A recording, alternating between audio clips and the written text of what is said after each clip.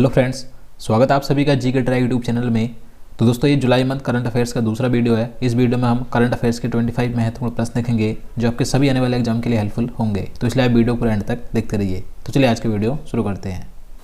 तो पहला प्रश्न है, कनाडा ओपन 2023 में पुरुष एकल का खिताब किसने जीता? तो आंसर होगा लक्ष्य सेन ने। तो कनाडा ओपन 2023 में पुरुष एकल का खिताब भारतीय बैडमिंटन खिलाड़ी लक्ष्य सेन ने जीता है। देखिए, इन्होंने किसे हराकर जीता, यानी कि इसमें उप विजेता कौन रहे? तो उप विजेता रहे हैं ली सी फेंग, जो कि चीन के खिलाड़ी हैं। और बात करें कनाडा ओपन 2023 में महिला एकल का खिताब किसने जीता? तो वुमेन सिंगल का खिताब जीता है अकाने यामागुची ने। ये जापान की बैडमिंटन खिलाड़ी हैं, तो याद रखना है। Next question, PM Narendra Modi को 1 अगस्त 2023 को किस पुरस्कार से सम्मानित किया जाएगा? तो आंसर होगा लोकमान्य तिलक राष्ट्रीय पुरस्कार से। तो प्रधानमंत्री नरेंद्र मोदी को 1 अगस्त 2023 को लोकमान्य तिलक राष्ट्रीय पुरस्कार से सम्मानित किया जाएगा। इन्हें यह पुरस्कार सर्वोच्च नेतृत्व और नागरिकों के बीच देशभक्ति की भावना जागृत करने के लिए मिलेगा। देखिए, लोकमान्य तिलक राष्ट्रीय पुरस्कार की बात करें तो इस पुरस्कार की शुरुआत, यानी कि ये पुरस्कार 1983 में शुरू किया गया था और यह प्रत्येक वर्ष लोकमान्य तिलक की पुण्यतिथि यानी कि 1 अगस्त को लोकमान्य तिलक ट्रस्ट की तरफ से दिया जाता है। तो 2023 में लोकमान्य तिलक राष्ट्रीय पुरस्कार प्रधानमंत्री नरेंद्र मोदी को दिया जाएगा, तो याद रखना है। नेक्स्ट क्वेश्चन है, मिस्र के सर्वोच्च राजकीय सम्मान ऑर्डर ऑफ नाइल से किसे सम्मानित किया गया? तो आंसर होगा प्रधानमंत्री नरेंद्र मोदी को। तो देखिए, प्रधानमंत्री नरेंद्र मोदी जून 2023 में 24 और 25 जून को मिस्र देश की पहली आधिकारिक यात्रा पर गए थे। तो वहाँ पर इन्हें मिस्र के राष्ट्रपति द्वारा मिस्र के सर्वोच्च राजकीय सम्मान ऑर्डर ऑफ नाइल से सम्मानित किया गया। देखिए, मिस्र के राष्ट्रपति कौन है? तो अब्देल फतेह अल सीसी हैं, तो इनके द्वारा ये सम्मान दिया गया। मिस्र के प्रधानमंत्री हैं मुस्तफ़ा मेदबाउली। और देखिए, प्रधानमंत्री नरेंद्र मोदी को इससे पहले मई 2023 में भी 3 देशों के पुरस्कार मिले थे, तो उनके बारे में जान लेते हैं। तो फिजी का सर्वोच्च सम्मान दिया गया था इन्हें, जिसका नाम है companion of the order of Fiji.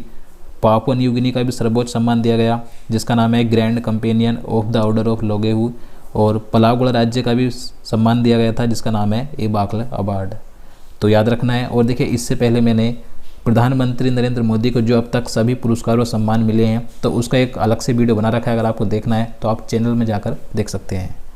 इसके बाद अगला क्वेश्चन है, नेपाल के प्रधानमंत्री कौन हैं जिनकी पत्नी का भी हाल ही में निधन हो गया? तो आंसर होगा पुष्पकमल दहल। तो नेपाल देश के वर्तमान प्रधानमंत्री हैं पुष्पकमल दहल, जिनकी पत्नी का नाम था सीमा दहल, जो कि एक लंबी बीमारी से पीड़ित थी। तो इनकी पत्नी का 69 वर्ष की उम्र में 12 जुलाई 2023 को निधन हो गया। तो नेपाल के प्रधानमंत्री पुष्पकमल दहल हैं। राष्ट्रपति हैं नेपाल के रामचंद्र पौडेल। राजधानी काठमांडू और मुद्रा है नेपाली रुपया। नेक्स्ट क्वेश्चन है, आरबीआई के नए कार्यकारी निदेशक के रूप में किसे नियुक्त किया गया? तो हाल ही में आरबीआई के नए कार्यकारी निदेशक बने हैं पी वासुदेवन। तो आंसर डी होगा। और देखिए, इनसे पहले हाल ही में आरबीआई के नए डिप्टी गवर्नर भी बने थे, जिनका नाम है स्वामीनाथन जानकी रमन। आरबीआई की बात करें तो आरबीआई के वर्तमान गवर्नर शक्तिकांत दास हैं, जो 25वें नंबर के हैं। आरबीआई की स्थापना 1 अप्रैल 1935 को हुई थी। मुख्यालय मुंबई में स्थित है। नेक्स्ट क्वेश्चन है, जापानी स्पोर्ट्स ब्रांड एसिक्स इंडिया की नई ब्रांड एम्बेसडर के रूप में किसे नियुक्त किया गया? तो आंसर होगा श्रद्धा कपूर को। तो देखिए, एसिक्स ये जापान का एक स्पोर्ट्स ब्रांड है। तो एसिक्स ने भारत में नई ब्रांड एम्बेसडर के रूप में बॉलीवुड अभिनेत्री श्री श्रद्धा कपूर को नियुक्त किया है। नेक्स्ट क्वेश्चन है, अंतर्राष्ट्रीय वित्तीय सेवा केंद्र प्राधिकरण के नए अध्यक्ष कौन बने? तो आंसर होगा के राजा रमन। तो जुलाई 2023 में अंतर्राष्ट्रीय वित्तीय सेवा केंद्र प्राधिकरण के नए अध्यक्ष बने हैं के राजा रमन। देखिए, के राजा रमन ने एजेंती श्रीनिवास का स्थान लिया है। अंतर्राष्ट्रीय वित्तीय सेवा केंद्र प्राधिकरण की बात करें तो इसकी स्थापना अप्रैल 2020 में की गई थी और इसका मुख्यालय गुजरात के गांधीनगर में स्थित है। नेक्स्ट क्वेश्चन है, राष्ट्रीय उपभोक्ता विवाद निवारण आयोग के नए अध्यक्ष कौन बने हैं? तो राष्ट्रीय उपभोक्ता विवाद निवारण आयोग के नए अध्यक्ष बने हैं जस्टिस AP शाही। तो आंसर सी होगा। देखिए, जस्टिस AP शाही ये पटना हाईकोर्ट और मद्रास हाईकोर्ट के पूर्व न्यायाधीश रह चुके हैं। तो ये राष्ट्रीय उपभोक्ता विवाद निवारण आयोग के नए अध्यक्ष बने हैं। अगला प्रश्न है, आईपीएल की सबसे मूल्यवान फ्रेंचाइजी कौन सी बनी है? तो आंसर होगा चेन्नई सुपर किंग्स। तो आईपीएल यानी कि इंडियन प्रीमियर लीग की सबसे मूल्यवान फ्रेंचाइजी बनी है चेन्नई सुपर किंग्स। देखिए चेन्नई सुपर किंग्स जो टीम है ये 212 मिलियन डॉलर की ब्रांड वैल्यू के साथ लिस्ट में टॉप पर है। इसके बाद दूसरे स्थान पर नंबर आता है रॉयल चैलेंजर्स बेंगलुरु का और तीसरे स्थान पर है मुंबई इंडियंस। लेकिन सबसे ज़्यादा ब्रांड वैल्यू किस आईपीएल फ्रेंचाइजी की है? चेन्नई सुपर किंग्स की। और बात करें देखिए आईपीएल 2023 की विजेता टीम कौन है? तो चेन्नई सुपर किंग्स है, जिसने 5वीं बार आईपीएल 2023 में ये खिताब जीता था। नेक्स्ट क्वेश्चन है ग्लोबल फायर पावर सूचकांक में भारत कौन से स्थान पर है? तो आंसर होगा चौथे स्थान पर। तो ग्लोबल फायर पावर सूचकांक यानी कि वैश्विक मारक क्षमता सूचकांक 2023 की बात करें तो इस सूचकांक में 145 देशों को शामिल किया गया था, जिसमें भारत को चौथा स्थान मिला है। देखिए इस सूचकांक के अनुसार दुनिया में सबसे शक्तिशाली सैन्य देश कौन सा है, जिसके पास सबसे शक्तिशाली सेना है? तो संयुक्त राज्य अमेरिका इस लिस्ट में टॉप पर है, यानी कि ये प्रथम स्थान पर है इस इंडेक्स में। इसके बाद दूसरे स्थान पर रूस है, तीसरे पर चीन है, भारत चौथे स्थान पर है और जापान है 5वें स्थान पर। नेक्स्ट क्वेश्चन है एशियाई एथलेटिक्स संघ ने सर्वश्रेष्ठ सदस्य महासंघ के पुरस्कार से किसे सम्मानित किया है? तो आंसर होगा भारतीय एथलेटिक्स महासंघ को। तो हाल ही में एशियाई एथलेटिक्स संघ ने सर्वश्रेष्ठ सदस्य महासंघ के पुरस्कार से भारतीय एथलेटिक्स महासंघ को सम्मानित किया। देखिए भारतीय एथलेटिक्स महासंघ के अध्यक्ष हैं आदिले सुमारीवाला, जिन्होंने यह पुरस्कार प्राप्त किया है। अगला प्रश्न है वर्ष के सर्वश्रेष्ठ एशियाई अंडर 20 पुरुष एथलीट चुने जाने वाले पहले भारतीय कौन बने हैं? तो आंसर होगा सेल्बा प्रभु तिरुमरन। तो देखिए अभी हाल ही में एशियाई एथलेटिक्स एसोसिएशन द्वारा वर्ष का सर्वश्रेष्ठ एशियाई अंडर 20 पुरुष एथलीट भारतीय ट्रिपल जंपर खिलाड़ी सेल्बा प्रभु तिरुमरन को चुना गया। देखिए यह पुरस्कार पाने वाले ये पहले भारतीय बन गए हैं, तो इसलिए क्वेश्चन महत्वपूर्ण जाता है, याद रखना है। अगला क्वेश्चन है जिमैक्स 2023 समुद्री नौसैन्य अभ्यास भारत और किस देश के बीच आयोजित किया गया? तो आंसर होगा जापान। तो देखिए जिमैक्स ये एक नौसैन्य अभ्यास है जो भारत और जापान की नौसेना के बीच आयोजित किया जाता है। तो 2023 में ये इसका 7वां संस्करण आयोजित किया गया था, जिसका आयोजन 5 से 10 जुलाई तक विशाखापट्टनम में किया गया। नेक्स्ट क्वेश्चन है जीएसटी काउंसिल की 50वीं बैठक कहाँ आयोजित हुई? तो आंसर होगा नई दिल्ली में। तो 2023 में जीएसटी की जो 50वीं बैठक है ये 11 जुलाई 2023 को नई दिल्ली में आयोजित की गई थी और इस बैठक की अध्यक्षता वित्त मंत्री निर्मला सीतारमण ने की थी, याद रखना है। नेक्स्ट क्वेश्चन है जीएसटी काउंसिल की 50वीं बैठक में ऑनलाइन गेमिंग पर कितने प्रतिशत जीएसटी निर्धारित की गई है? तो आंसर होगा 28%। तो देखिए जीएसटी की इस 50वीं बैठक में ऑनलाइन गेमिंग, कैसीनो और घुड़दौड़ की फुल वैल्यू पर 28% जीएसटी लगाने को मंजूरी दी गई है। इसके अलावा जीएसटी की इस बैठक में जीएसटी ट्रिब्यूनल के गठन को मंजूरी भी दी गई और इसके अलावा कैंसर की इम्पोर्टेड दवा पर अब आईजीएसटी नहीं लगाया जाएगा। नेक्स्ट क्वेश्चन है एसबीआई कार्ड के नए प्रबंध निदेशक और सीईओ के रूप में किसे नियुक्त किया गया? तो आंसर होगा अभिजीत चक्रवर्ती को। तो अभी हाल ही में एसबीआई कार्ड के नए प्रबंध निदेशक और सीईओ बने हैं अभिजीत चक्रवर्ती। देखिए ये 12 अगस्त 2023 को राम मोहन राव अमारा का स्थान लेंगे। एसबीआई के इनसे पहले अभी हाल ही में नए मुख्य वित्तीय अधिकारी भी बने थे, जिनका नाम है कामेश्वर राव कोदावंती। देखिए भारतीय स्टेट बैंक यानी कि एसबीआई की बात करें तो इसके वर्तमान अध्यक्ष दिनेश कुमार खारा हैं। एसबीआई की स्थापना 1 जुलाई 1955 को हुई थी। मुख्यालय मुंबई में स्थित है। नेक्स्ट क्वेश्चन है किस देश में गुइलेन बेरे सिंड्रोम के चलते राष्ट्रीय स्वास्थ्य आपातकाल की घोषणा की गई? तो आंसर होगा पेरू देश में। तो देखिए पेरू देश में ये जो राष्ट्रीय स्वास्थ्य आपातकाल लगाया गया है तो ये 8 जुलाई 2023 को लगाया गया 90 दिनों के लिए। अभी क्यों लगाया गया? क्योंकि गुइलेन बेरे सिंड्रोम यहाँ पर ये एक बीमारी फैल रही है, इसके चलते लगाया गया है। तो ये गुइलेन बेरे सिंड्रोम ये एक प्रतिरक्षा प्रणाली से जुड़ा दुर्लभ ऑटो इम्यून विकार है, जिसमें शरीर की प्रतिरक्षा प्रणाली ही स्वस्थ तंत्रिकाओं पर हमला कर देती है। तो इसके चलते पेरू देश में 90 दिनों के लिए राष्ट्रीय स्वास्थ्य आपातकाल लगाया गया। पेरू की वर्तमान राष्ट्रपति डीना बोलुआर्ट हैं। यहाँ की राजधानी लीमा है। मुद्रा है पेरुवाई न्यूबोसोल और पेरू देश ये दक्षिण अमेरिका महाद्वीप में स्थित है। नेक्स्ट क्वेश्चन है, उबिनास ज्वालामुखी किस देश में है जिसके चलते वहाँ आसपास के इलाकों में 60 दिनों के लिए आपातकाल की घोषणा की गई है? तो इसका आंसर भी सी होगा, पेरू देश में। तो उबिनास ज्वालामुखी ये पेरू देश में स्थित है। ये पेरू के मोके गोवा में स्थित है। तो ये अभी हाल ही में फटा था, जिसके चलते यहाँ पर काफ़ी राख निकल रही है। तो इसके चलते यहाँ पर इसके आसपास के इलाकों में 60 दिनों के लिए आपातकाल लगाया गया है। अगला क्वेश्चन है, लॉर्ड हनुमान जी को किस चैंपियनशिप का आधिकारिक शुभंकर घोषित किया गया? तो आंसर होगा एशियाई एथलेटिक्स चैंपियनशिप का।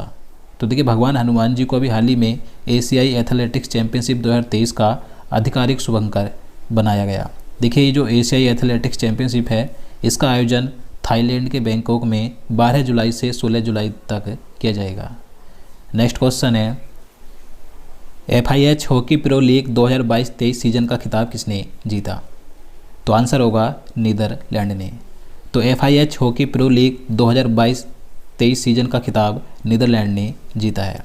देखिए, ये जो FIH हॉकी प्रो लीग 2022-23 का सीज़न था, तो ये 28 अक्टूबर 2022 को शुरू हुआ था और इसका समापन हुआ है 5 जुलाई 2023 को। तो इसमें प्रथम स्थान पर रही है नीदरलैंड, जिसने सर्वाधिक 35 अंक प्राप्त किए। इसके बाद दूसरे स्थान पर रही ग्रेट ब्रिटेन, जिसको 32 अंक मिले। तीसरे स्थान पर रही बेल्जियम, इसके 30 अंक थे। और भारत की बात करें तो Bharat FIH hockey pro league 2022-23 season में चौथे स्थान पर रहा है। भारत के इसमें 30 अंक थे। और बात करें, देखिए, इस सीजन में सर्वाधिक गोल करने वाले यानी कि शीर्ष स्कोरर कौन रहे, तो भारतीय कप्तान हरमनप्रीत ने इस सीजन में सबसे ज़्यादा 18 गोल किए थे। नेक्स्ट क्वेश्चन है, भारत ने इलेक्टोरल कॉरपोरेशन के लिए किस देश के साथ समझौते ज्ञापन पर हस्ताक्षर किए? तो आंसर होगा पनामा के साथ। तो भारत और पनामा ने अभी हाल ही में जुलाई 2023 में इलेक्टोरल कॉरपोरेशन के लिए समझौते पर हस्ताक्षर किए हैं। अगला प्रश्न है, भारतीय नौसेना ने किस देश के साथ कोच्चि में 11 दिवसीय सैन्य अभ्यास का आयोजन किया? तो आंसर होगा अमेरिका के। तो भारतीय नौसेना और अमेरिकी नौसेना ने अभी हाल ही में केरल के कोच्चि में एक 11 दिवसीय नौसैन्य अभ्यास का आयोजन किया था। देखिए, ये जो अभ्यास था, ये बचाव और विस्फोटक आयुध निपटान अभ्यास था, जिसका 2023 में ये 7वां संस्करण आयोजित केरल के कोच्चि में किया गया था, जिसका आयोजन 26 जून से 6 जुलाई तक हुआ था। अगला प्रश्न है, PM नरेंद्र मोदी ने किस राज्य में wild life friendly highway project का उद्घाटन किया? तो आंसर होगा छत्तीसगढ़ में। तो प्रधानमंत्री नरेंद्र मोदी ने छत्तीसगढ़ राज्य में wild life friendly highway project यानी कि वन्य जीव अनुकूल राजमार्ग परियोजना का उद्घाटन किया है। तो किस राज्य में किया है? छत्तीसगढ़ में। नेक्स्ट क्वेश्चन है, विश्व तीरंदाजी युवा चैंपियनशिप 2023 में भारत कौन से स्थान पर रहा? तो आंसर होगा दूसरे स्थान पर। तो विश्व तीरंदाजी युवा चैंपियनशिप 2023 की बात करें तो भारत दूसरे स्थान पर रहा। भारत ने इसमें 11 पदक जीते, जिसमें 6 स्वर्ण पदक, 1 रजत पदक और 4 कांस्य पदक शामिल हैं। और देखिए, इसमें प्रथम स्थान पर कौन रहा? तो कोरिया प्रथम स्थान पर रहा, जिसने कुल 10 पदक जीते हैं, लेकिन फिर भी प्रथम स्थान पर है, जबकि भारत ने 11 पदक जीते। क्योंकि देखिए, कोरिया ने यहाँ पर रजत पदक ज़्यादा जीते हैं, जबकि भारत ने 1 रजत पदक जीता है। तो प्रथम स्थान पर कोरिया है, जिसने 10 पदक जीते, इनमें से 6 स्वर्ण पदक और 4 रजत पदक शामिल हैं। देखिए, विश्व तीरंदाजी युवा चैंपियनशिप 2023 का आयोजन 3 जुलाई से 9 जुलाई तक आयरलैंड के लिमरिक में किया गया था। अब देखिए, भारतीय पदक विजेताओं की बात करें तो अंडर 21 पदक विजेताओं की बात करें, जो भारतीय तीरंदाजी खिलाड़ियों ने इस कैटेगरी में अंडर 21 में जीते हैं, तो पार्थ सालुंके ने गोल्ड मेडल जीता है रिकर्व पुरुषों के व्यक्तिगत स्पर्धा में। प्रियांश ने मिश्रित पुरुष व्यक्तिगत स्पर्धा में गोल्ड मेडल जीता। इसी के साथ अवनीत कौर और प्रियांश ने मिलकर मिश्रित टीम में गोल्ड मेडल जीता। और अवनीत कौर, परिणीत कौर और प्रगति, इन तीनों ने मिलकर कंपाउंड महिला टीम में गोल्ड मेडल जीता है। पार्थ सालुंके और रिद्धि ने मिलकर रिकर्व मिश्रित टीम में कांस्य पदक जीता। भजन कौरी ने महिलाओं के व्यक्तिगत रिकर्व में कांस्य पदक जीता है। अब इसके बाद अंडर 18 पदक विजेताओं की बात करें तो ऐश्वर्या शर्मा, अदिति गोपीचंद स्वामी और एकता रानी, इन तीनों ने मिलकर कंपाउंड महिला टीम में अंडर 18 स्पर्धा में गोल्ड मेडल जीता है। अदिति गोपीचंद स्वामी ने अकेले मिश्रित महिलाओं व्यक्तिगत स्पर्धा में गोल्ड मेडल जीता। और मानव गणेश राव यादव पवन जाट और गणेश मणिरत्नम, इन तीनों ने मिलकर कंपाउंड पुरुष टीम में रजत पदक जीता। ऐश्वर्या शर्मा और मानव गणेश यादव ने कांस्य पदक जीता है मिश्रित टीम में। इसी के साथ उज्ज्वल धामा, गोल्डी मिश्रा और अगस्त्य सिंह, इन तीनों ने मिलकर रिकर्व पुरुष टीम में कांस्य पदक जीता। तो ये थे विश्व तीरंदाजी युवा चैंपियनशिप 2023 के भारतीय पदक विजेता। इसके बाद अगला क्वेश्चन है, विश्व तीरंदाजी युवा चैंपियनशिप 2023 की रिकर्व वर्ग में स्वर्ण पदक जीतने वाले पहले भारतीय खिलाड़ी कौन हैं? तो आंसर होगा पार्थ सालुंके। पार्थ सालुंके ये महाराष्ट्र राज्य के सतारा जिले के हैं, जो कि भारतीय तीरंदाजी खिलाड़ी हैं, जिन्होंने विश्व तीरंदाजी युवा चैंपियनशिप 2023 में रिकर्व वर्ग में स्वर्ण पदक जीता है। तो ये इस चैंपियनशिप में स्वर्ण पदक जीतने वाले पहले भारतीय खिलाड़ी हैं, तो याद रखना है। तो दोस्तों आज के लिए इतना ही। अब चलिए आज का प्रश्न देखते हैं, जिसका आंसर आपको नीचे कमेंट बॉक्स में बताना है।